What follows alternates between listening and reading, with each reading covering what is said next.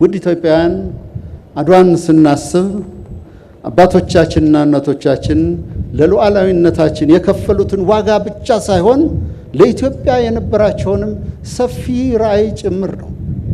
የታሪክ ሰነዶች እንደሚያስረዱት በአድዋ ድል ማግስት የዲፕሎማሲው ትግል አንዱ ማጠንጠኛ የነበረው ኢትዮጵያ ከዓለም የምትገናኝበትን የባህር በር እና ወደብ ባለቤትነትን የማረጋገጥ ጉዳይ ነበር።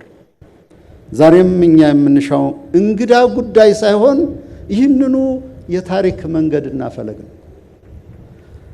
አስተማማኝና ዘላቂ የባህር በር የማግኘት መብታችን የአድዋ ሰማዕታት ካወረሱን የሉዓላዊነት አደራ የማይነጠል ነው። ጥሪውን ልንሸሸው እንኳን ዝንተ ዓለም ብንሞክርም ዝንተ ዓለም ከኛ ሊነጠል የማይችል ሕያው ሀቅ ነው።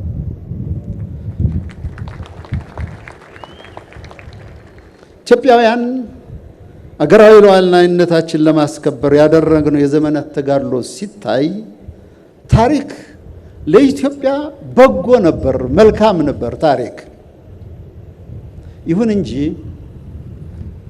ባለፈ ያጅና በሰሞንተኛ የፖለቲካ ርዕዮት ስሌት ያውም ኢትዮጵያዊነትን ባልዋጀ ሐሳብ ታሪካችንና ስትራቴጂካዊ መልእቃችን መስዋዕት እንድናደርግ ተገደናል። ነገን ለማየት እንዳንችል በፖለቲካ ግርዶሽ ስትራቴጂካዊ ጥቅሞቻችንን አሳልፈን ሰጥተናል። ስለዚህ አድዋ ያስተማረን በእንዲህ አይነት የሉዓላዊነት ጉዳዮች ላይ የምንወስደው ስትራቴጂካዊ ውሳኔ ከታሪክ ትክክለኛ ጎን መቆም መቻል እንዳለብን የሚያረጋግጥ።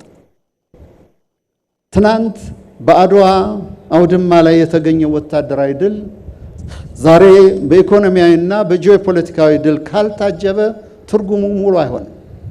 የሀገራችን የኢኮኖሚ ጥማት የሚረካው እና የ120 ሚሊዮን ሕዝቦች ዕጣ ፋንታ ብሩህ የሚሆነው ኢትዮጵያ በጂኦግራፊ ግርግም